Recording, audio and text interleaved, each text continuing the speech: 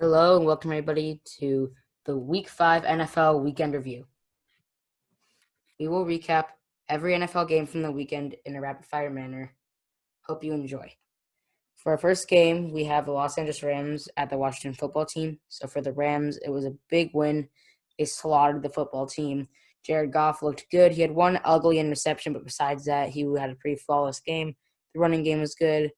And Gerald Everett had a good game receiving, and just overall, it was a good game for the Rams, kind of bouncing back from their loss at the Bills. 2 straight weeks, they picked up 2 wins, which was important. The Bills game was a close one, but they bounced back with 2 straight wins.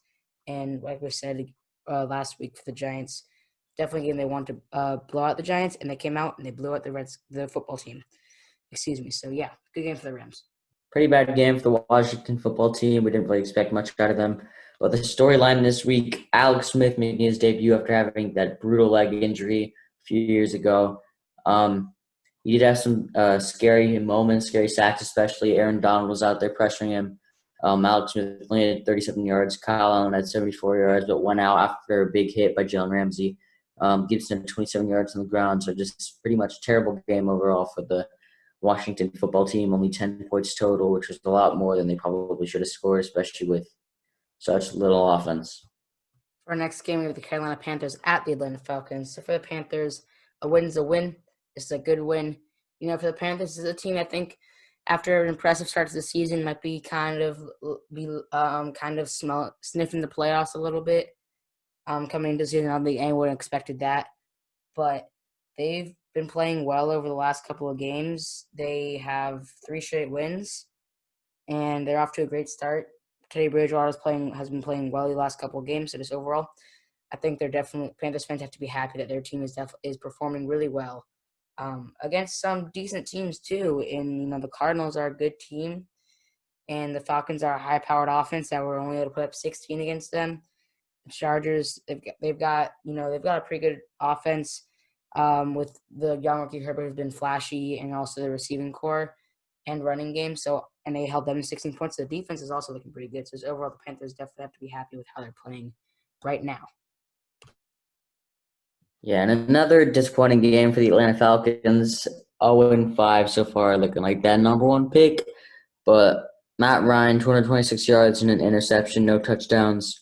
Todd Gurley, pretty much the only bright spot on this Atlanta Falcons team with 121 yards rushing and 1 touchdown, with his longest one being 35 yards. So Todd Gurley is really looking like the only good player out there. And might not forget Calvin Ridley, 136 yards receiving. So pretty much the whole offense was just 2 players, Todd Gurley and Calvin Ridley. Everyone knows Julio is out, probably the best wide receiver in the league, so you really can't do much about that. But Calvin Ridley's really been stepping it up. So is Todd Gurley, but they can't get anything together. So it's really not looking too good for the Falcons. Yeah, and we'll see how the firing of Daniel Quinn plays out over the rest of the season and going into next season. For our next game, we have the Cincinnati Bengals at the Baltimore Ravens. For the Ravens, offensively they were good. Lamar had 2 passing touchdowns. The running game at over 150 yards. Marquise Brown had a good game. Mark Andrews had a good game. But I think the real highlight was the defense here, suffocating the Bengals, holding them to only 3 points. Like, Joe Burrow had no chance at all that game. And honestly, back-to-back games going against a monstrous Colts front 7 in their next game with against this poor Bengals O-line. The Ravens were able to tear it apart. And if the Colts get Darius Leonard back next week, it's going to be another I don't know. I mean, it might be another bad performance for Joe Burrow. So I kind of feel bad for him right now because the Ravens absolutely suffocated him. They're making their case for the best defense in the NFL right now, and they are the best defense in the NFL in terms of average points allowed per game. So overall, this Ravens defense is just looking absolutely amazing, and I feel a little bad for Joe Burrow. Another pretty bad game for the Bengals, like you said, only 3 points. Joe Burrow, start of his career, really not looking good. Feel like he's a little overhyped right now. I'll say it. He's a little overrated. But Joe Burrow's got a lot of potential. He just got no O-line to back it up. He only had 183 yards and an interception this game, sacked 7 times, which is crazy. But a terrible game for Joe Burrow. Not a good game for Joe Mixon. Just a horrible game for the Bengals overall. Their top receiver had 6 yards on 8 targets. So just a pretty terrible game for them. Yeah, and as a Colts fan, I want to see the Colts defense feast on this poor Bengals offense going to next week. But I also at the same time feel a little bit bad for Joe Burrow because as a rookie, it's kind of tough to go in to a season and have to play like 2 tough defenses back to back, and just kind of struggle early on in the season. So hate to see it, but it is what it is. For our next game, we have the Houston Texans at the Jacksonville Jaguars. So for the Jaguars, Gardner Minshew, he can fill up a stat sheet like the best of them, but he's struggling to get wins right now, 1-4. But he's filling up a stat sheet, like I said, but they just can't seem to get wins. James Robinson hasn't really been the same hasn't been the same guy he was the first couple weeks of the season. But one bright spot on this team right now is Laviska Shenault, the rookie receiver, who has really kind of solidified a role as the number 2 receiver, maybe number 3, in this offense behind DJ Chark, which I think is really good for the Jaguars organization and team as a whole.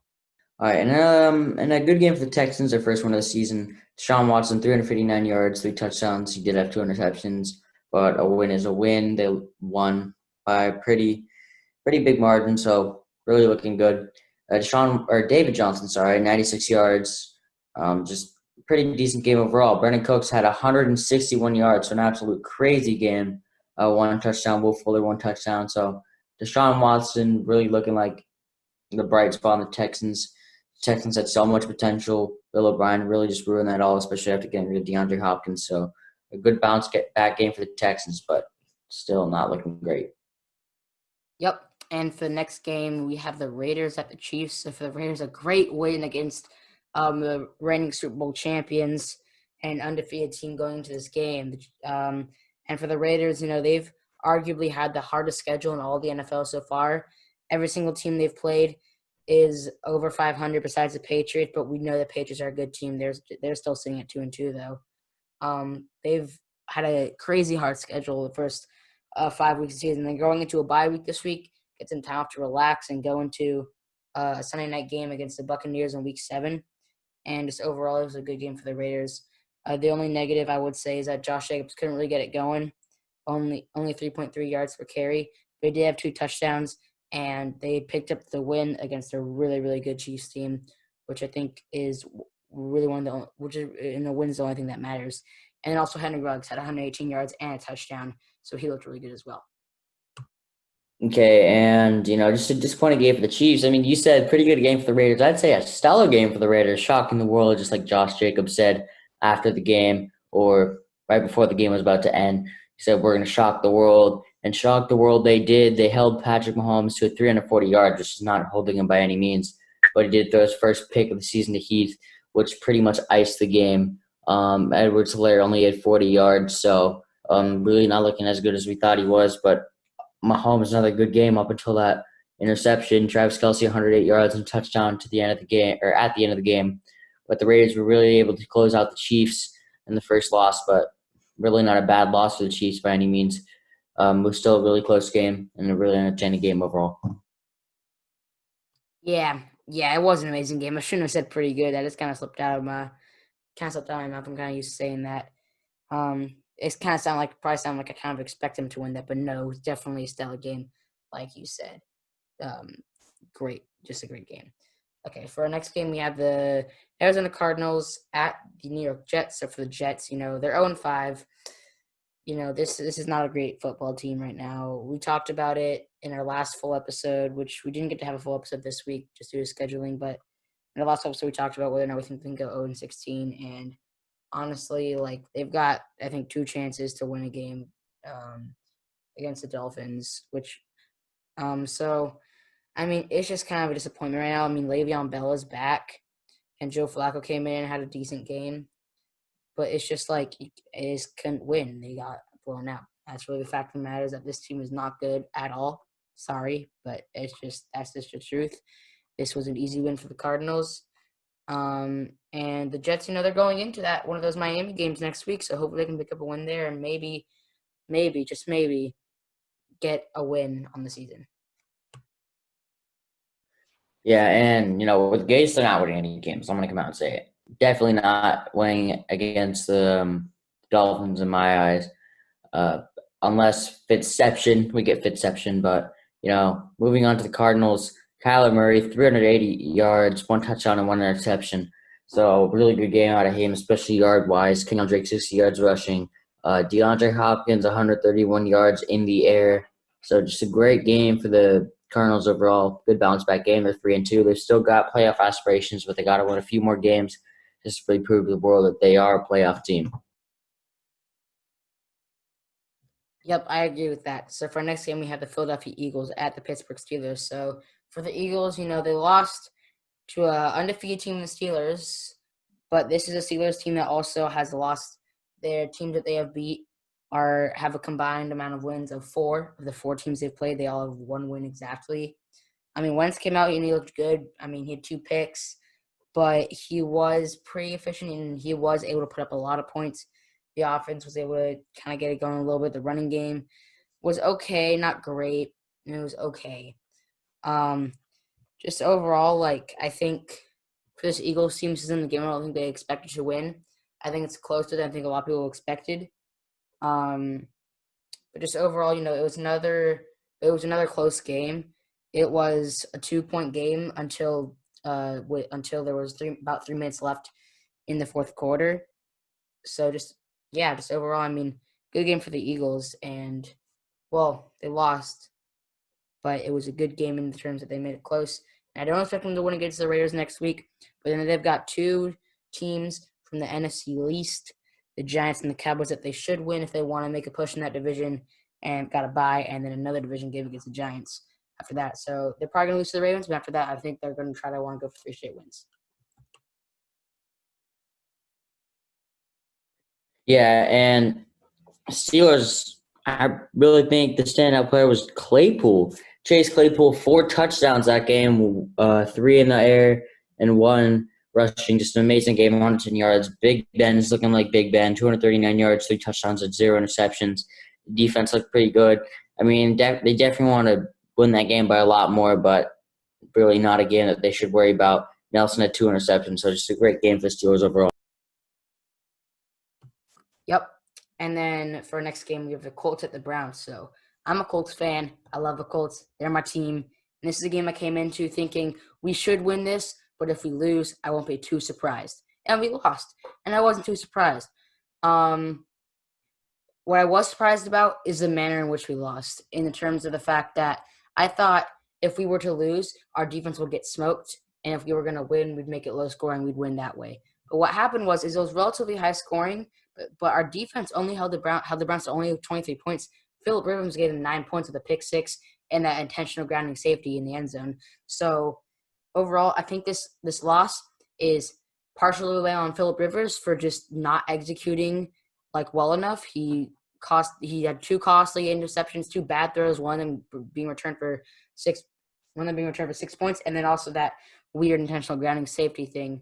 But also is another partial to blame on Frank Reich, who, he only ran the ball 18 times, only 12 times to their stud rookie Jonathan Taylor at 4.8 yards per carry. You got to give him the ball more. When the Colts throw it 30-plus times, they lose. When they throw under 30 times, they win. If you're 33 times this game, you got to run the dang ball like you said you would in the offseason. I said against the Jaguars. I'll say it again now. They went back to it in their 3 straight wins. They got to go back to it against the Bengals, and hopefully their defense can come out and wreak havoc on the Bengals offense. And then one more thing. I will mention that T.Y. Hilton definitely did have a bounce-back game, and I'm happy about that, as T.Y. Hilton's my favorite player. And hopefully he can return to somewhat normal T.Y. Hilton form later on the season. Yeah, and a good game for the Browns. I don't really want to whip into the Colts. I was kind of supporting the Colts because, I wanted to support the Colts with you, but, I kind of had the Browns winning that game. I'm a believer in the Browns. A lot of people were, especially a few seasons ago, then the Browns disappointed. But Baker Mayfield was looking pretty solid. Other than those 2 picks, he had 247 yards and 2 touchdowns.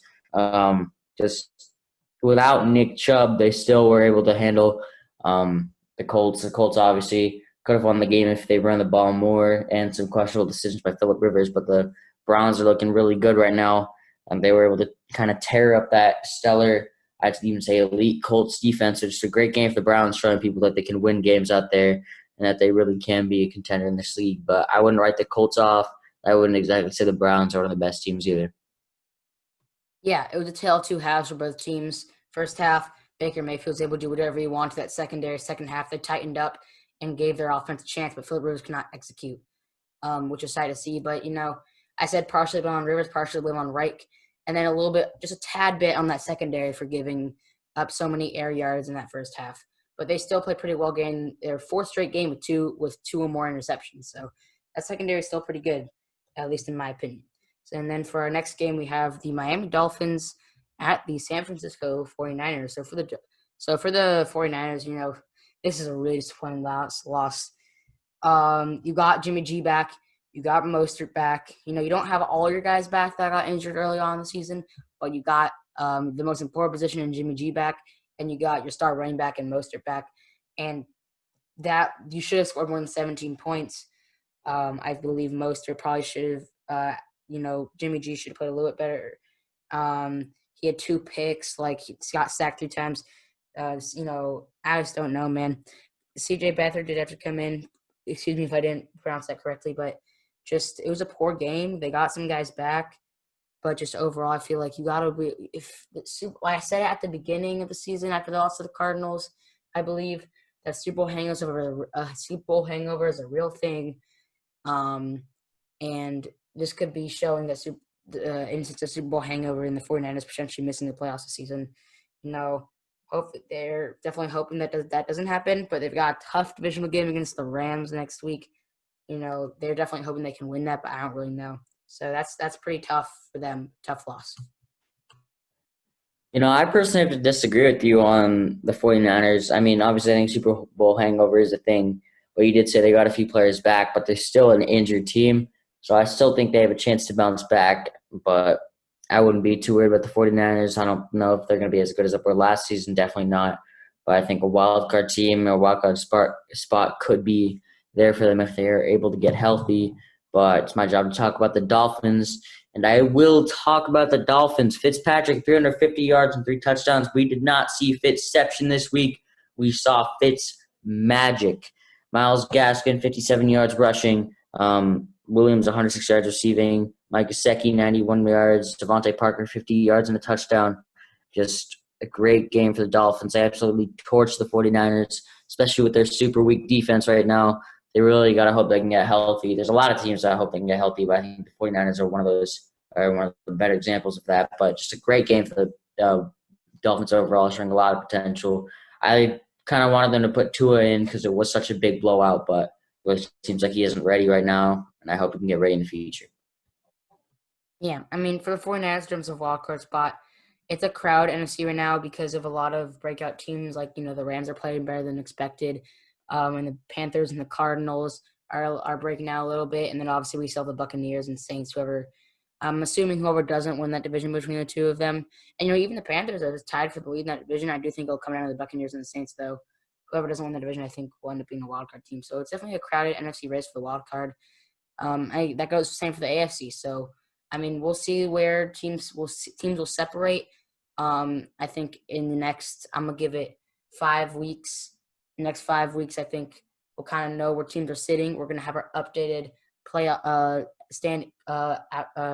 regular season standings predictions after week 8. So we're giving ourselves 3 weeks. But I do think in 5 weeks, we should have a general idea of which teams are going to be those legit division winners, wildcard team slots. But we're going to challenge ourselves to go a little bit earlier than that. And then for our last afternoon game, we have the Giants at the Cowboys. And yeah, so for the Giants, you lost to a team that, they had to put in their backup quarterback, but Andy Dalton's a capable quarterback who has led a team to the playoffs before. But you definitely lost another game. You're 0-5. It was a close game, but you still lost it. And normally 0-5 means probably your season's a wash. But in this division, where the division leader is 2-3, you still got a chance because Daniel Jones is talented. I wouldn't yet he's not there yet in terms of a team. I don't know if he's there yet, but he's talented, and who knows, maybe he could prove me wrong. They picked up Devontae Freeman to replace Saquon Barkley. He looked pretty good. Darius Slayton's breaking out. You still got Golden Tate and Evan Engram. So, like, this is a team that, like, normally 0-5, you're done. That's like the Jets, the Falcons. They're out of, like, they're in the division, in terms of their division, they're out of it. Like, the Giants, a team in this division could win the division at, like, 6-10, 7-9. And, I'm not saying the Giants will win this division. I really don't think they will. I think they'll end up last. But you're still not – don't give up hope yet because you're still only 2 games behind, which isn't that bad overall. So you should still have a sliver of hope as opposed to, like, no hope for other 0-5 teams. Yeah, and a game that the Giants really looked like they could have won until really later in the game where Andy Dalton was able to come back.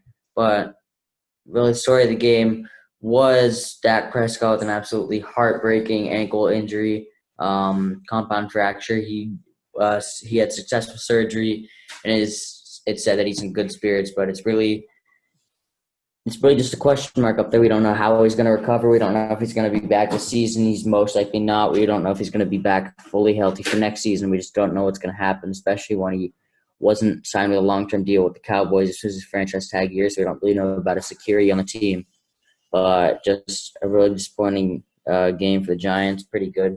Actually, it's a decent game for the Cowboys. It's just everyone hopes Dak can get better because Dak is such a lovable guy. Pretty much everyone loves Dak, so we just hope he can get better, and we're wishing for a speedy recovery. Yes, my prayers definitely go to Dak Prescott. His season's most likely over, but hopefully he'll bounce back strong next season or the season after that. And for our final Sunday game, we have the Minnesota Vikings at the Seattle Seahawks. For the Vikings, it's a close loss, and I don't think the Vikings fans would have enjoyed that last play, but you probably had no chance after Seattle scored that last-minute touchdown. And then for the Vikings, Kirk Cousins, he's impressed a little bit, I feel like. Minus that close game, he's actually been playing pretty decent. This is a Vikings team that's had a tough schedule. I talked about the Raiders having a really tough schedule. This schedule might even be even tougher. They've played against 3 teams that are currently undefeated in the Packers, Titans, and Seahawks. Titans to play tomorrow night. And they've also got the Colts, which are a really good team, and the Texans, which they ended up winning. So just overall, it's like a tough schedule. They've got a little bit of an easier stretch coming up. They've got the Falcons, bye, and the Packers will be tough. And they got the Lions, Bears, Cowboys, Panthers, Jaguars, which is like I feel like they could potentially get back to like 500 on the season, but I don't know. It's just tough start to the season. I think it's gonna be tough to bounce back in a division with 2 realistic playoff teams in the Packers and the Bears. So yeah, it was just a little bit tough. That this Vikings team, it was a close game. I think going into this game, I don't think they expected to win, but once they got close, I think it was kind of a little bit of a disappointment that they weren't able to pull out the victory after making it that close.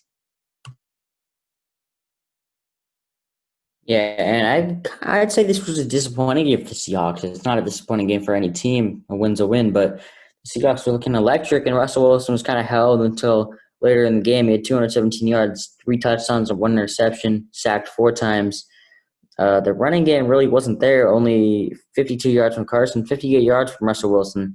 But receiving-wise, DK Metcalf had 93 yards and 2 touchdowns, so a phenomenal season for DK. It's just a game that the Seahawks should have won by more, in my opinion, but a win's a win. Yeah, I agree.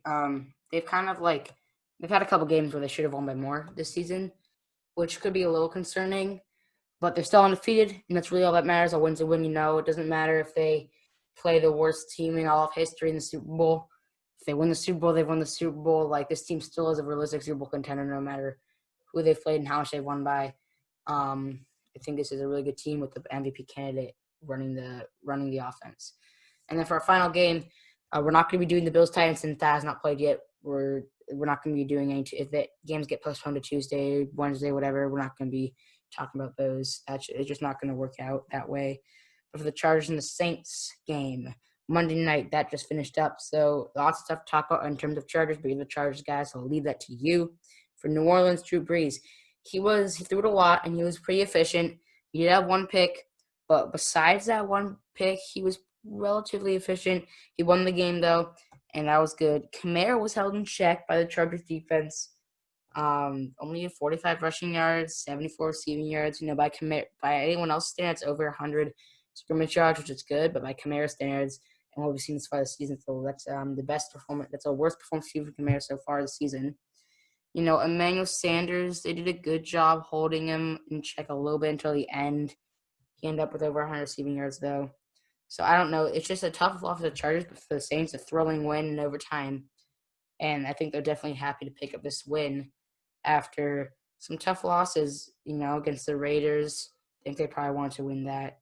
And then also, that Packers game, that was a close one. So I think the Saints team is still the best team in that division. But I think they're going to definitely go into a bye week this week. And if they want to prove they're the best team in the division, they're going to have to come out and beat the Panthers in week 7. That's a big divisional game right there. If the Panthers do end up winning in the next game, which is against the Chicago Bears, which I think they very well could win. Yeah, and excuse me for going for a rant on the Chargers here because a lot of emotions are kind of pumping through. The game just ended. I'm happy. Actually, I take it back. I'm not happy. I'm just not mad either. I mean, Badgley did lose us the game, missed that game-winning field goal and that extra point that came back to bite us. The defense kind of fell apart fourth quarter. The offense stopped in the third quarter, but we're a young team. A lot of our leadership players are injured right now. We're just an injured team overall, and we had a pretty good game. Herbert, 264 yards, 4 touchdowns. Another great game for Herbert, dude. He's looking amazing, even though he's still a project. Another good passer rating. He's just looking like a great player. I'd say rookie of the year at this point, but, nothing's final. He could break apart. Hopefully I did not jinx it. Jackson, 71 yards on the ground. Kelly, 30 yards on the ground. Mike Williams, absolute standout in this game. 2 touchdowns and a few amazing catches. Keenan Allen did go out earlier in the game, but just a great game for the Chargers, in my opinion. Definitely a game we should have won. Not really happy that we lost the game, but I'm not really mad because there's just a lot of potential. So we got some things that we can clean up. And, if we're healthy, I think we're actually a pretty good football team. Yeah, I agree. And, you guys are definitely a really good football team when healthy. You got a ton of injuries on your team. Healthy-wise, with Justin Herbert, you guys are definitely a playoff team. I think you're a few pieces away and maybe a little more growth from Herbert to be a legit Super Bowl contender, though. You definitely need there's some holes on that roster. And also Herbert does need a little bit of time to develop. He was expected to be a project coming in. He came in right away in week 2, and he performed way past people's expectations. It was kind of a tough night for LA with the Dodgers and the Chargers both kind of choking leads late in the game. Or, well, not leads, but choking late in the game. Dodgers was tied, and then they gave it 4 runs in the ninth. So just a tough night for LA, I feel like. But for the Chargers, I don't know. It's just like they played well. They lost to a really good team. I mean, they don't look playoff bound, but it's week 5. You can still turn the season around. You got a bye week coming up next. Rest up. You come out healthy. You got a 5-game stretch after your bye week where you got the Jaguars, the Broncos, the Raiders, the Dolphins, and the Jets. You should win 4 of those games, if not 3. And let's say you win 3 of those games, that gets you back to 3-6 on the season. Hopefully win 4, and it gets you back to like 4-5. But you could potentially even win all of those. The Raiders are definitely looking good, though. So, rest up this bye week, come out next week, come out the next 5 games strong. So that's going to wrap it up for our NFL weekend review.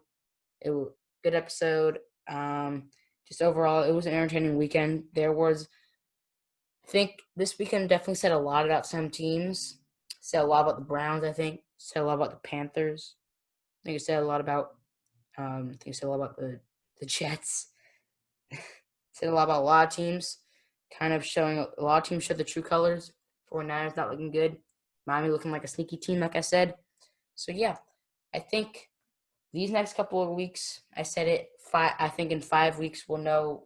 I think in 5 weeks teams will have separated. So over these next, 3-ish weeks, we'll start to see that separation from the top of the top to the pretty good, to the meh, to the bad. We'll see that separation in the next couple of weeks, and then I feel like by week 10, we'll know a lot about every team in the NFL. So just overall, I'm excited for football, man. I'm so glad that we have it. There's been a couple Corona outbreaks, but overall, the season's looking okay. Looks like we're going to be able to have a full season. Hopefully, fingers crossed, knock on wood. Yeah. So just overall, what are your thoughts, Jack, in terms of just like how the season's been going so far? How are you feeling about just football being back and really better than ever with no preseason? It feels like the season just started, but it's already week 5. It's crazy, man. So what are your thoughts on this? I think it's great that we have football back. You pretty much covered it all, but it's fun to watch football again, and I'm pretty glad that we have it. I'm excited for a great season. I agree. Thank you for watching, and we'll see you in our next episode. Have a great day. Bye-bye.